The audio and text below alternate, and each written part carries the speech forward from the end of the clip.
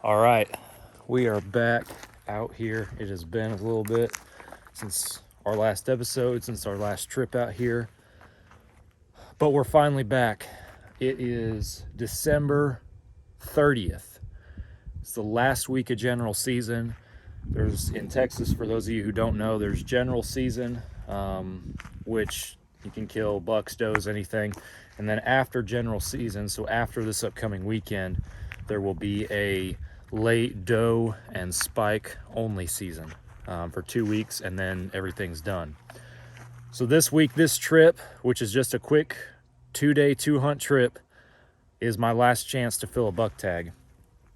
And at my blind that we've hunted consistently all year long, every morning for sure, that 8-point that we saw last trip that I said I probably should have shot, he's coming in every morning. And lately, pretty regularly, not every day, the big 7's been coming in with him. So stay tuned. We're about to shoot a big buck.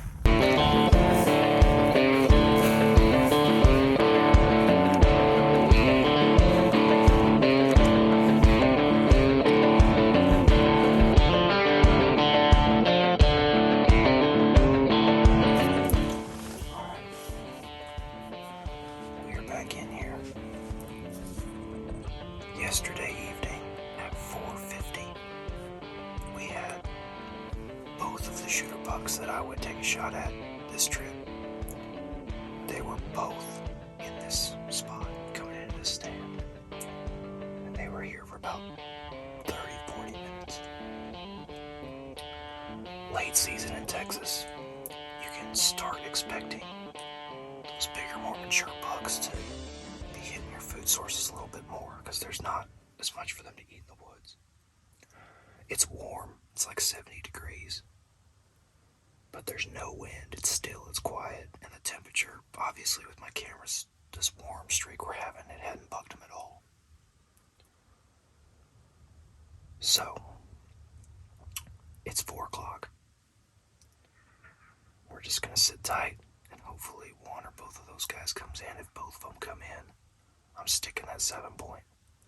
If that 8 comes out, I really shouldn't pass on him. I'm going to be tempted to because I want the 7, but I really shouldn't. So hopefully that 7's in there and makes my decision easy. We'll see what happens.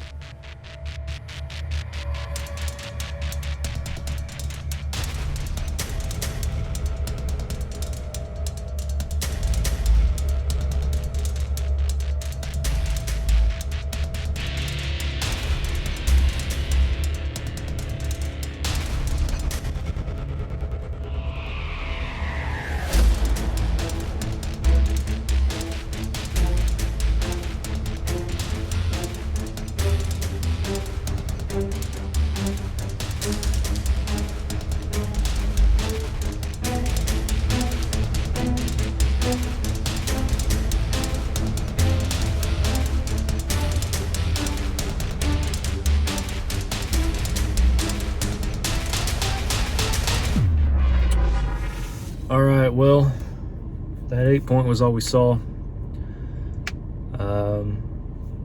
Right now, there's 4 different scenarios where I shoot a deer in the morning.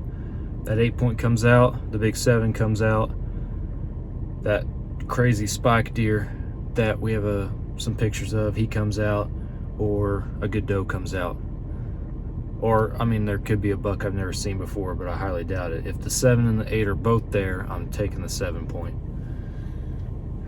But I don't know if he caught my scent or what the deal was, but that 8-point just wasn't coming in tonight. He didn't come to the feeder like he normally does. The 7 wasn't traveling with him, so I'm looking at that as a good sign. The 7 hadn't been spooked out of there. I'm pretty confident, as regular as that 8-point is, he'll be back in the morning. I'm just hoping that that 7-point's with him. So keep watching for the morning hunt. All comes down to this.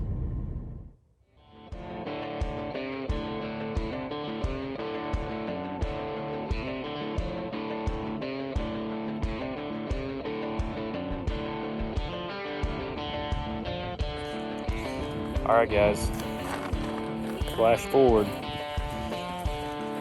what y'all saw was what it was. I was texting Nick, and I don't know, I literally have pictures of these deer every single morning for 2 weeks coming in during the daylight between 6:30, 7:30 in the morning. For whatever reason, this morning, my spy point sent me photos today. They came in at 4:30 in the morning. Of course, long before daylight, long before I'm out there. So that is what it is. That's the end of general season. I know I said we're going to kill a big buck, and I had high hopes based on our cameras, but it didn't happen. So these bucks out here are going to get a free pass this year, and hopefully they're going to be bigger next year. I just finished working on my dad's feeder and blind again, because we keep having issues with it. But there's a late doe season for after this weekend for the next 2 weeks, and we're going to try to make it out during that to at least hopefully put a little more meat in the freezer before we're done. But so I want to make sure that his feeder and everything was operational and ready for that. So hopefully he has a shot at knocking a doe down. But appreciate y'all watching another Texas Dirt. Sorry this one was pretty uneventful. So kind of where we're going from here with our series, because we're winding down the year. There's probably going to be one, maybe two, more than likely just one more episode of Texas Dirt Season 1. And we're going to wrap it up with that. But in that episode, we're going to kind of recap what we've learned about this place, and kind of what the future holds. We have my dad and I and Robbie and Nick, we've all had some pretty in-depth discussions about kind of what we want to do with setups and food plots, feeding protein and stuff next year. So in our next episode, I'm going to cover all that with you guys and kind of set the stage for Season 2. So stay tuned. Thank you all for watching this episode, and we'll catch you on the next one.